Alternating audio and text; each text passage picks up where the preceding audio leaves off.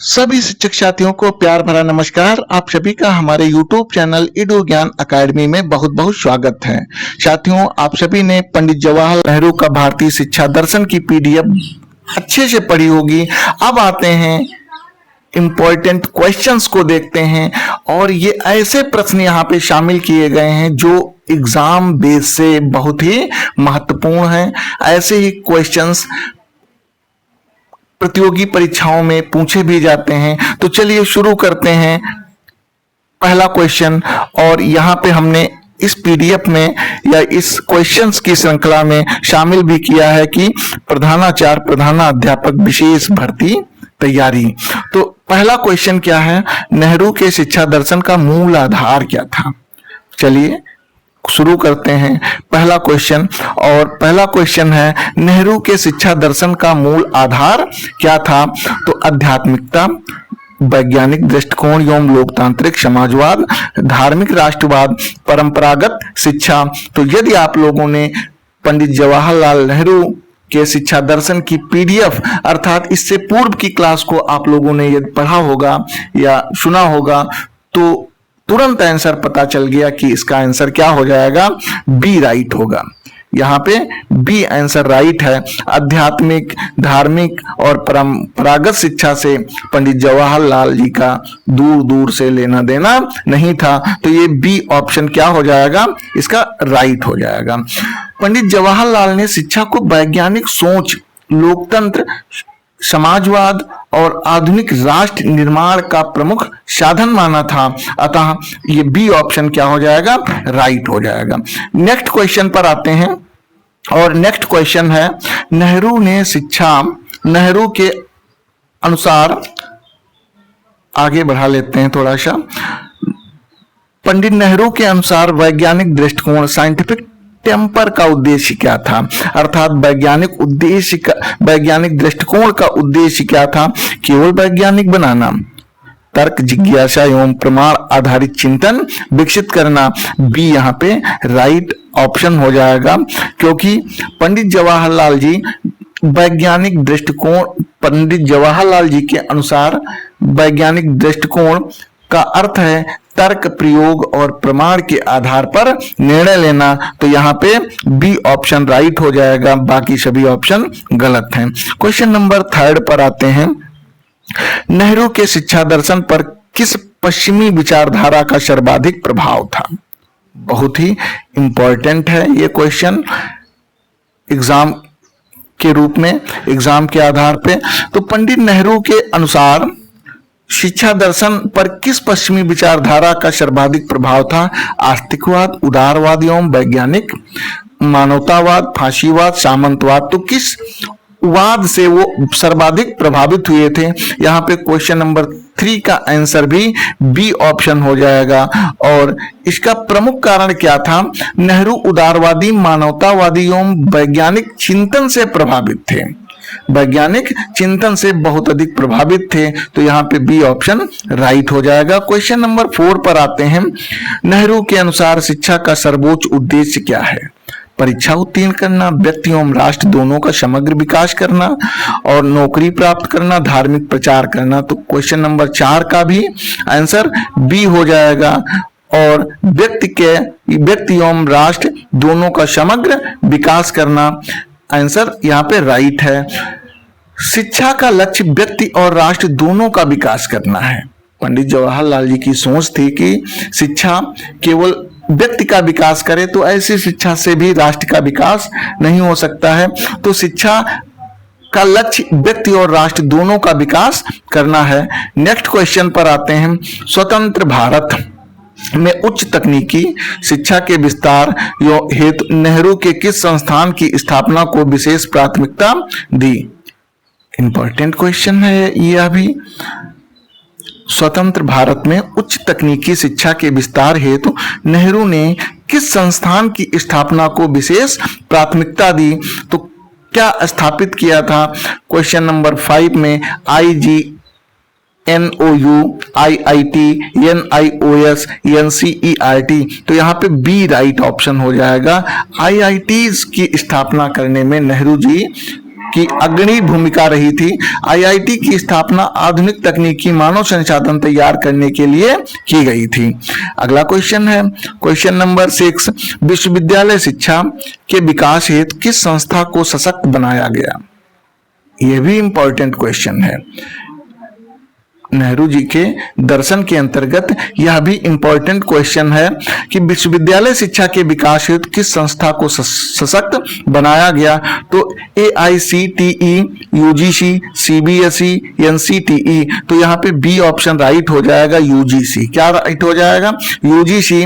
विश्वविद्यालयों के वित्त पोषण एवं गुणवत्ता के लिए UGC को मजबूत किया गया ताकि विश्वविद्यालयों की शिक्षा व्यवस्था गुणवत्तापूर्ण हो सके। क्वेश्चन नंबर 7 है, नेहरू के अनुसार लोकतंत्र की सफलता किस पर निर्भर करती है? तो सैन्य शक्ति, शिक्षित एवं जागरूक नागरिक, धार्मिक नेतृत्व और औद्योगिक पूंजी। यहाँ पे आंसर हो जाएगा बी, शिक्षित एवं जागरूक नागरिक के रूप में B option is right here.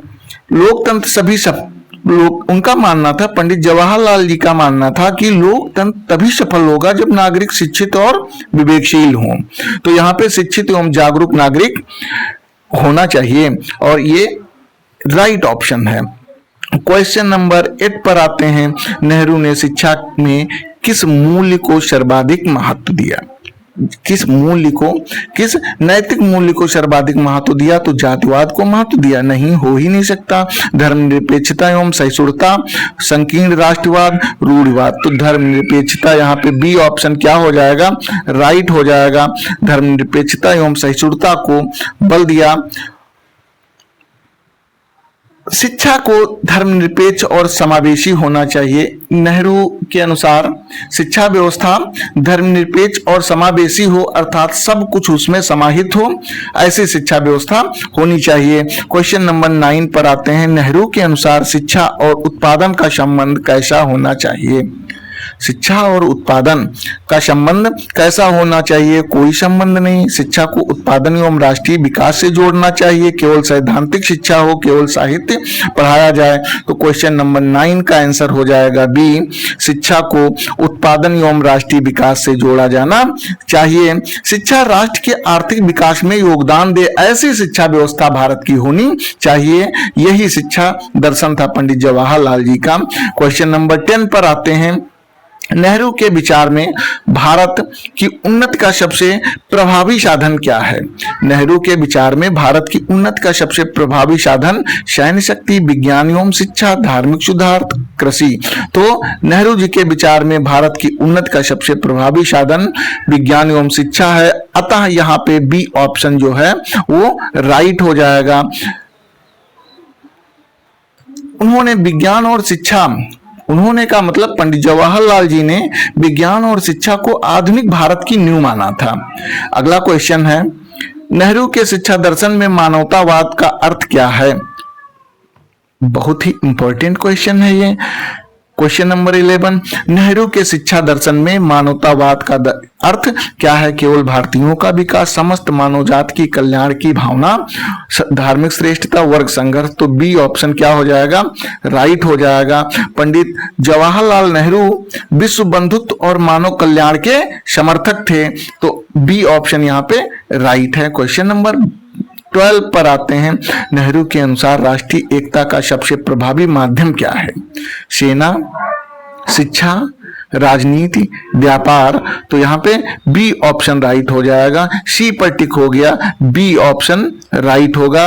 ये बी आप लोग कंफर्म कर दीजिएगा, यहाँ मैं लिखे भी दे रहा हूं, B option is right of this question. Nehru के अनुसार राष्ट्रीय शिक्षा का सबसे प्रभावी माध्यम शिक्षा ही है। शिक्षा राष्ट्रीय एकता और सामाजिक समरसता को मजबूत भी करती है। तो यहाँ पे शिक्षा को ही उन्होंने बढ़ा चढ़ा करके अपने दर्शन में समाहित किया था। क्वेश्चन नंबर 13 पर आते हैं, नेहरू ने किस प्रकार की शिक्षा का विरोध किया है? तो वैज्ञानिक शिक्षा को तो बढ़ावा दिया है। रूढ़िवादी एवं अंधविश्वास आधारित शिक्षा, तो बी आंसर यहाँ पे राइट हो जाएगा। सी और डी भी देख लेते हैं, तकनीकी शिक्षा, व्यवसायिक शिक्षा।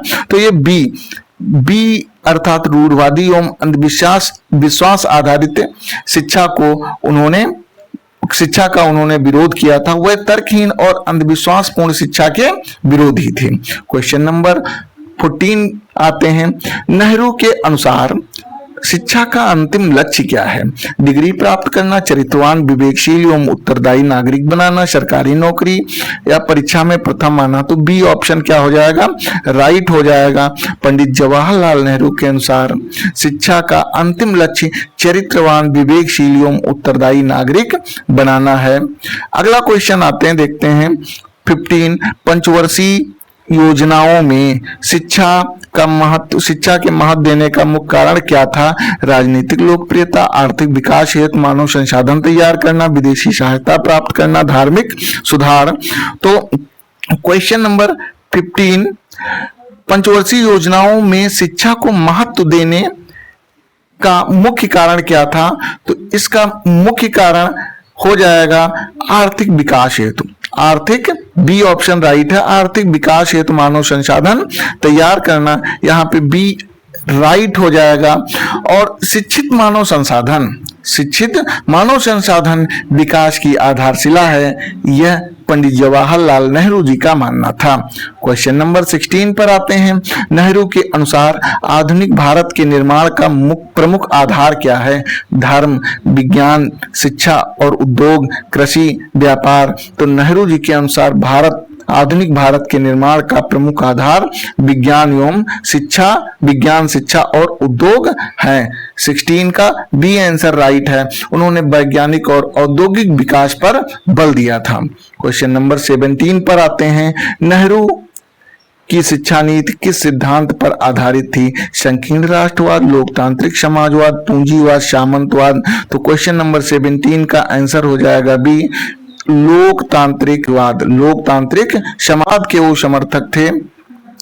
समान अवसर और सामाजिक न्याय उनके शिक्षा दर्शन के प्रमुख तत्व थे। क्वेश्चन नंबर 18 पर आते हैं। नेहरू के अनुसार शिक्षा में किसका समन्वय आवश्यक है? क्वेश्चन नंबर 18, अतीत और आधुनिक विज्ञान, धर्म और राजनीति, जाति और वर्ग, उद्योग और व्यापार। तो क्वेश्चन नंबर 18 का ए आंसर राइट हो जाएगा। अतीत और आधुनिक विज्ञान, ए ऑप्शन राइट हो जाएगा। भारतीय संस्कृत के साथ आधुनिक विज्ञान का संतुलन परम आवश्यक है, पंडित जवाहरलाल नेहरू जी इसीलिए भारतीय संस्कृत को जोड़ते हुए आधुनिक विज्ञान को संतुलित बनाए रखने की अपील की थी। क्वेश्चन नंबर 19 पर आते हैं। नेहरू बच्चों को किस रूप में देखते थे? राष्ट्र की संपत्ति एवं भविष्य के निर्माता। बिल्कुल यही जो है राइट आंसर हो जाएगा ए। पंडित जवाहरलाल नेहरू बच्चों को के सर्वांगीण विकास को वह राष्ट्र निर्माण का आधार मानते थे। पंडित जवाहरलाल नेहरू बच्चों के सर्वांगीण विकास को वे राष्ट्र निर्माण का आधार मानते थे, इसलिए ए ऑप्शन यहाँ पे राइट हो जाएगा। क्वेश्चन नंबर 20 पर आते हैं। निम्न में से कौन सा कथन नेहरू के शिक्षा दर्शन का सर्वाधिक निकट है? फिर से क्वेश्चन देखते हैं। निम्न में से कौन सा कथन नेहरू के शिक्षा दर्शन के सर्वाधिक निकट है? तो ऐसे क्वेश्चंस एग्जाम पैटर्न पर डिपेंड करते हैं और ये क्वेश्चंस ऐसे ही क्वेश्चंस दिए भी जाते हैं।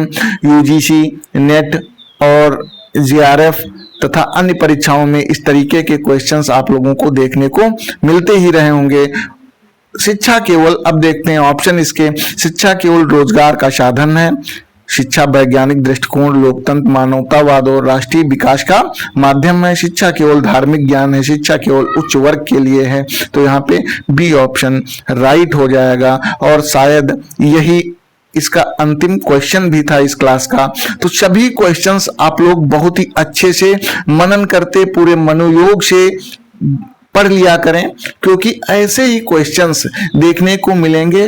कुछ लोगों का मानना है, अब थोड़ा सा चर्चा करेंगे कि एग्जाम पैटर्न, कुछ लोग कहते हैं कि कंपटीशन बहुत तगड़ा है। बिल्कुल श्योर सी बात है, कंपटीशन बहुत तगड़ा है और जो व्यक्ति कंटिन्यू मेहनत करता रहेगा सिलेक्शन उसी का होगा और प्रत्येक बिंदु या प्रत्येक टॉपिक को सीरियसली यदि पढ़ा होगा तभी सिलेक्शन होगा और इसीलिए मैं कोई भी टॉपिक आप लोगों के मध्य, मैंने यूनिट 3 शुरू की है और कोई भी टॉपिक मैं नहीं छोड़ रहा हूं। सभी टॉपिक से जो भी इंपॉर्टेंट क्वेश्चंस किसी भी बुक, जैसे बीएड की पुरानी प्राचीन शिक्षा व्यवस्था हो और अन्य इधर उधर जो भी बुक्स हैं, मेरे पास लगभग 17-18 बुक्स हैं, उन सभी बुक्स से मिलान करके और इंपॉर्टेंट जो क्वेश्चंस हैं उनको ही इन क्लासेस में मैं समाहित करता हूं, बनाता हूं। तो आप लोग भी थोड़ा सा सहयोग करें, कमेंट अवश्य किया कीजिए कि कैसी क्लास आप लोगों को लगती है और लाइक भी कर दिया करिए। अब मिलेंगे आप लोगों को अगली क्लास में रविन्द्रनाथ टैगोर का शिक्षा दर्शन के अंतर्गत मिलेंगे।